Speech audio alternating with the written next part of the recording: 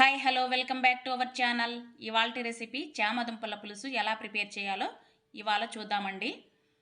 ముందుగా మన ఛానల్ని ఫస్ట్ టైం చూసేవాళ్ళు సబ్స్క్రైబ్ చేయండి, లైక్ చేయండి, షేర్ చేయండి. ముందుగా చామదుంపలు ఈ విధంగా శుభ్రంగా కడుక్కోవాలండి. ఈ విధంగా కడిగి కుక్కర్లో వేసుకొని 3 విజిల్స్ వరకు ఉడికించుకోవాలి. ఈ చామదుంపల పులుసు పాతకాలం పద్ధతిలో చేస్తున్నానండి. చాలా అంటే చాలా టేస్టీగా ఉంటుందండి. మీరు ఒకసారి ట్రై చేసి చూడండి. ఇప్పుడు చామదుంపలు ఉడికేలోపు చింతపండు నానబెట్టుకోవాలండి. నేను పెద్ద నిమ్మకాయ సైజ్ అంతా చింతపండు నానబెట్టాను. మనకి చామదుంపల పులుసుకి చింతపండు కాస్త ఎక్కువగానే పడుతుందండి. ఇప్పుడు చింతపండు నానేలోపు మనం చామదుంపలు ఉడికించుకున్నాం కదండి, వాటి పొట్టు వలచేసి పక్కన పెట్టేసుకోవాలండి. ఇప్పుడు కడాయి పెట్టుకుని తగినంత ఆయిల్ యాడ్ చేసుకోవాలండి. ఆయిల్ కాస్త హీట్ అయిన తరువాత 5-6 వెల్లుల్లి వేసుకోవాలండి. 1 టేబుల్ స్పూన్ ఆవాలు యాడ్ చేసుకోవాలండి. 1 టేబుల్ స్పూన్ జీలకర్ర, 1/2 టేబుల్ స్పూన్ మెంతులు యాడ్ చేసుకోవాలండి. ఉల్లిపాయ 1 యాడ్ చేసుకోవాలండి. 2 పచ్చిమిర్చి యాడ్ చేసుకోవాలి.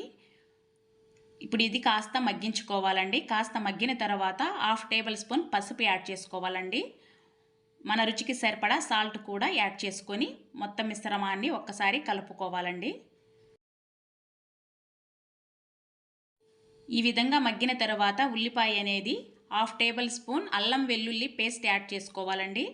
2 పెద్ద సైజు టమోటాలు యాడ్ చేసుకోవాలి. ఓరెమ్మ కరివేపాకు యాడ్ చేసుకోవాలి. ఇప్పుడు మొత్తం మిశ్రమాన్ని ఒక్కసారి కలుపుకోవాలండి. టమోటా అనేది కాస్త మగ్గించుకోవాలండి. చూడండి, ఈ విధంగా మగ్గిన తరువాత టమోటా అనేది ఎంత మగ్గించుకుంటే పులుసు అంత టేస్ట్గా ఉంటుందండి. మన స్పైసీకి తగినంత కారం యాడ్ చేసుకోవాలండి. నేను 2 టేబుల్ స్పూన్ కారం యాడ్ చేశాను. 1 టేబుల్ స్పూన్ ధనియా పొడి, 1/2 టేబుల్ స్పూన్ మిరియాల పొడి యాడ్ చేసుకోవాలండి. మనం చింతపులుసు వేస్తాం కాబట్టి కారం అనేది కాస్త ఎక్కువగానే పడుతుందండి. మీ స్పైసీకి తగినంత యాడ్ చేసుకోండి. ఇప్పుడు మొత్తం మిశ్రమాన్ని ఒక్కసారి కలుపుకున్న తర్వాత మనం ముందుగా ఉడికించి ఉంచుకున్న చామదుంపలను యాడ్ చేసుకోవాలండి.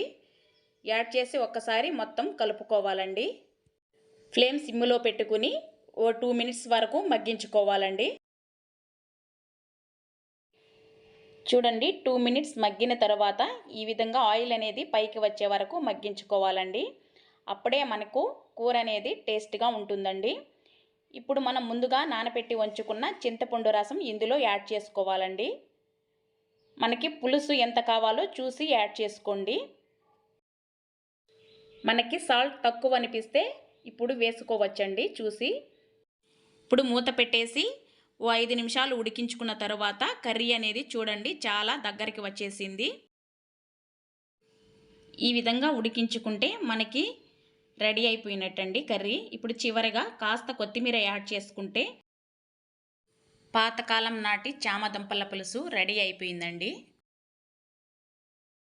నా రెసిపీ మీకు నచ్చితే మన ఛానల్ని తప్పకుండా సబ్స్క్రైబ్ చేయండి, లైక్ చేయండి, షేర్ చేయండి. Thank you for watching friends.